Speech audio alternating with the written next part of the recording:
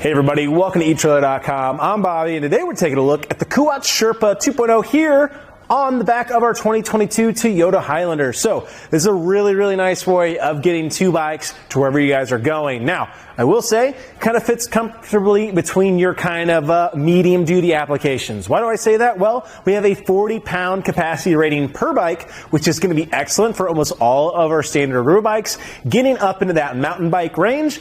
But as soon as you get to that mountain bike range, we're definitely going to have to start weighing our bikes, as we did have a couple 48 inches here that we're starting to really push past that limit. So let's make sure we're doing a good job of making sure we know the weights of our bikes, so to make sure that we are being safe on the road. Now, if you guys are kind of approaching that 40-pound capacity, man, I just want a little bit more, highly recommend taking a look at the Kuat NV 2.0, basically giving you everything you're going to see here on the Sherpa and a little bit more, just a little bit bigger, and getting you up to about a 60-pound capacity rating. But let's go ahead and start breaking down this Sherpa here, shall we? So we do have a front tire hold to go ahead and start securing our bike. So what does that give us? Well, some pretty distinct advantages. The first and foremost is going to be our ability to carry our carbon frame bikes here. Since we don't have any frame contact, that's not going to be warping or deteriorating those carbon frame bikes, and therefore you're going to have an A-OK time getting these carbon bikes loaded up on here in no time flat, which is great. And talking about other bikes that may not have a good time on other carriers but can on this one, and we're talking women's bikes, step-through bikes, kids bikes, almost any bike on here is going to be excellent.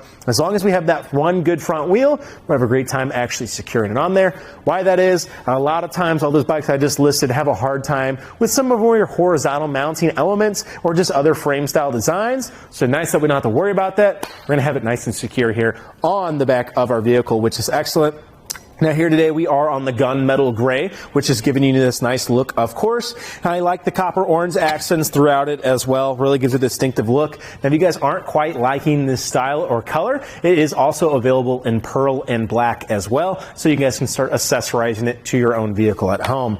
Now the front or the back cradle here, nothing too crazy to write about. However, nice kind of little rotatable cradle here in the back, which is nice. We have that 18C standard groove there in the middle, widening out to about 3 inches or so. Let me go ahead and give you guys that dimension really quick. Yep, about right under 3 inches there, about 2 3/4. Really, your usual place though, it's about 2.5. So that's another thing about this guy. Not going to be excellent for your fat bike tires or even just your really large tires. Again, kind of that medium duty kind of application is what we can expect from this. Now the strap itself is kind of nice. It does have this little underside here to go ahead and protect your rims, which is really nice to see. That way you're not scuffing them up.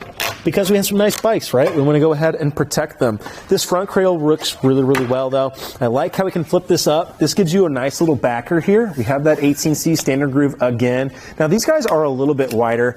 Nothing too crazy. Again, right around there, about the 2 and about 5/8 inches there for ourselves for our max width. So definitely not going to be excellent for your bigger bikes or your bigger wheels, as I said. But I like this front plate here because what it allows you to do, even if you have a slightly longer bike, what actually allows it to happen as that rear one tilts, right, as it's going back, instead of pulling our entire bike off and feeling like we're going to lose it, we're going to be nice and secure there with that back plate, which is excellent. On the front here too, you are seeing a little locking core. That allows you to take your included cable lock, run it through both of your bikes, plug it right back in, and that way your bikes are nice and secure while you leave it unattended, which is great to see. Again, those nice bikes, right? We want to keep them nice and we want to keep them with us, which is great. But yeah, what's awesome about this guy too though, we can actually tilt this away while our bikes are on here. So even if you had two big old bikes loaded up, you're going to have no time at all sneaking your arm down in here, supporting your mast. I'm going to pull that lever, and that allows me to tilt this all the way away from our Highlander here. Let's go ahead and open up the hatch, make sure we don't have too much interaction here, if at all. It is looking pretty good to me. Don't think we're going to have any issues, even if you do have a longer handlebar. Plenty of space to go there, which is great to see. Now I can get those bike helmets, coolers, and anything else I might need from the inside of here. Becomes a nice little spot too to go ahead, put up your shoes, do a little changing, whatever you guys might need. In the back here of your Highlander, which is great. And I love that all I have to do, tilt that away. And you guys are going to see as I walk this up, there's no pins or clips I have to kind of redo, right? All I have to do, simply walk it. It's going to click itself back in place, making sure we're nice and secure, and we're ready to rock and roll again, which is awesome. So before I take this bike off, let's go ahead and see how it's interacting here on the back of our Highlander.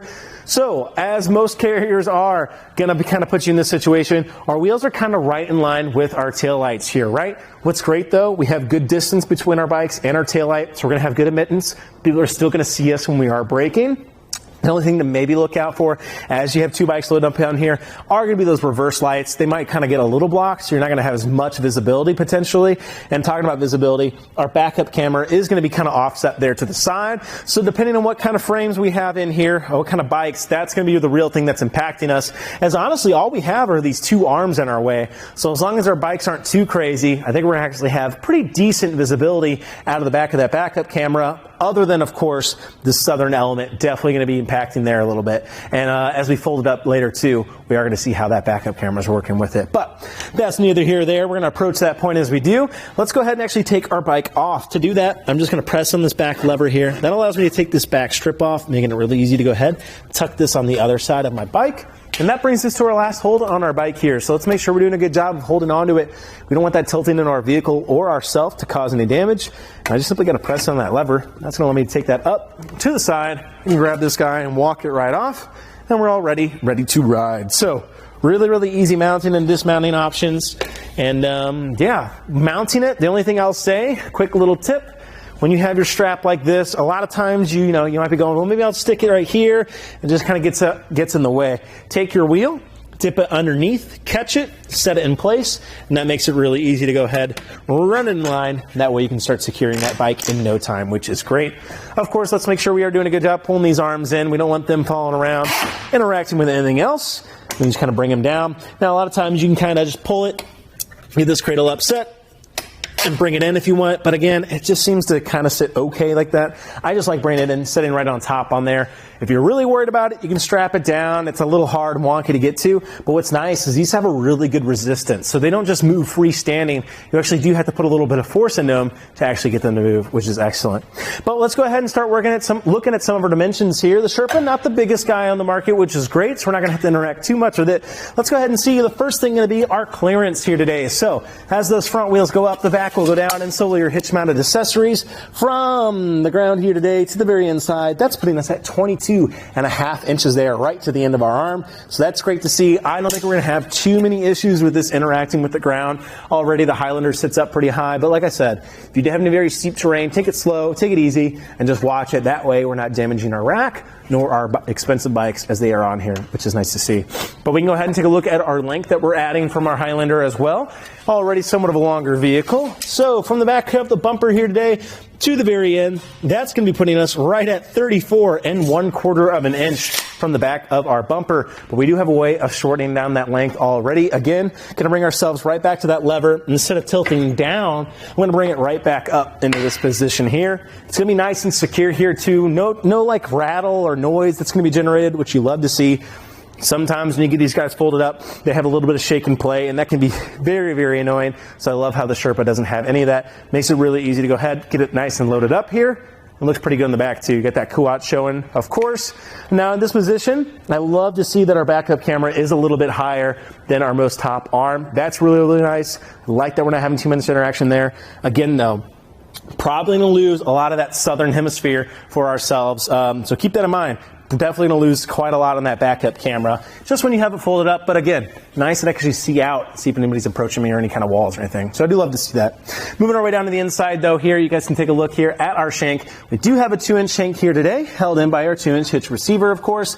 And we just have a nice little locking core and pin action to go ahead and secure our carrier when we leave it unattended. And those will be keyed alike as well to the locking core on our platform. But where the real magic happens is right here on the outside. This is our anti-rattle device. Basically, this little knob here controls a little shank on the inside that's pushing a ball on the inside of our shank and basically taking all that shake and play out. As you guys are going to see, as I give this a shake, it's on line with our Highlander. I'm actually shaking the entirety of the car. All that shake and play is gone, making for a nicer, smoother ride for ourselves, our bike rack, but especially our bikes, which is great to see. So really, really nice how that works. And you do have a little insert as well available. And you'll have an included tool to really cinch that down. And that way, if we have a lot of longer road trips or anything like that, we actually don't have too much issue making sure that's nice and secure, and that way we don't have an annoying rattle. Now I did forget to go ahead and actually give us our length here that we shortened down. So let's see, with this folded up now against our vehicle, that's going to be putting you right at 16.25 of an inch, which is great to see. So definitely not too much length being added. Like that, we can go ahead and cut that down. But yeah, overall, I think the Kuat Sherpa, like I said, is just a decent little bike rack to go ahead and get those smaller bikes to your destination. Again, if you're having trouble with that 40 pounds, it's starting to push it, you're already kind of at 45, highly recommend taking a look at that Kuat NV 2.0. Basically giving you everything you're seeing here today, a couple more features to boot, and again, just a bigger carrier to go ahead and make sure that we're having a good time with those bigger bikes. Overall, though, I think the Sherpa is still an excellent look here on the Highlander, and one thing that's kind of nice about that NV as well, if we want to later, we actually upgrade that to a 4-bike carrier, which is nice. So you have a little bit more room, a little bit more versatility with that guy as well. So, but still, I just like the Sherpa. I think it does a great job. It's really doing everything you want it for, right? It's got the capability. It's got the good hold. I love that front tire hold. We're not putting any pressure on our carbon frame bikes. Just does a great job of getting our bikes where we want them to go. Otherwise, though, guys, I think that about does it for our look here today at the Kuat Sherpa 2.0 here on the back of our 2022 Toyota Highlander. I'm Bobby. Thank you for watching. Here on our test course, we'll start by going through the slalom. This is going to show us the side-to-side action, which simulates turning corners or evasive maneuvers. Once we get to the alternating speed bumps, we'll see the twisting action. This will simulate hitting a curb or a pothole or driving over uneven pavement. Now lastly, we're going over some full speed bumps, and we can see here the up and down action. And this will just be like driving in and out of a parking lot, garage, or driveway. So we can see here how the bike rack moves with our truck.